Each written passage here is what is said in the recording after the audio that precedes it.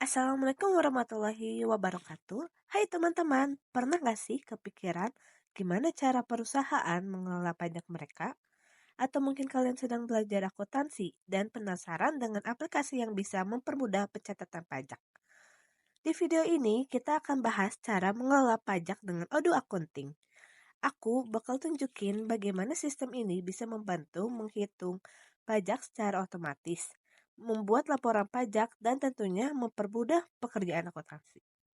Jadi, buat kalian yang ingin paham lebih jauh, tonton video ini sampai habis ya. Jangan lupa like, subscribe, dan komen kalau ada pertanyaan. Yuk langsung kita mulai.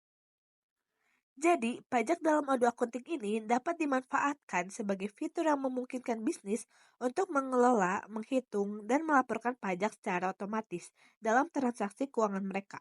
Sistem ini mendukung berbagai jenis pajak seperti pajak penjualan, yaitu sales tax, penjualan pembelian, purchase tax, pajak pertambahan nilai PPN, dan pajak retensi atau withholding tax.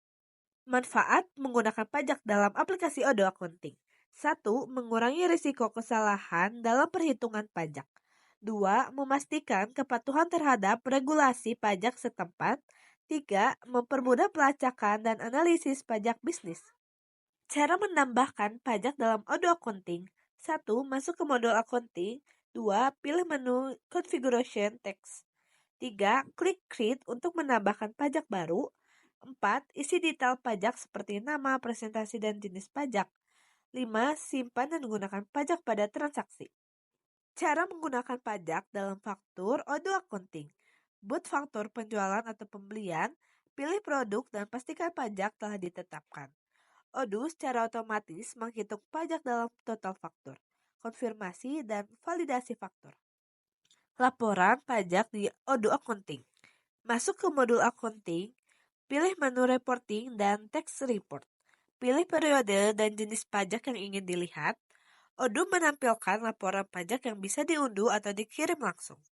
Kesimpulannya, pajak dalam Odoo Accounting adalah fitur penting yang membantu bisnis dalam mengelola pajak secara otomatis dan akurat. Dengan Odoo, pengguna dapat menambahkan, mengonfigurasi, dan menerapkan pajak pada transaksi seperti penjualan dan pembelian.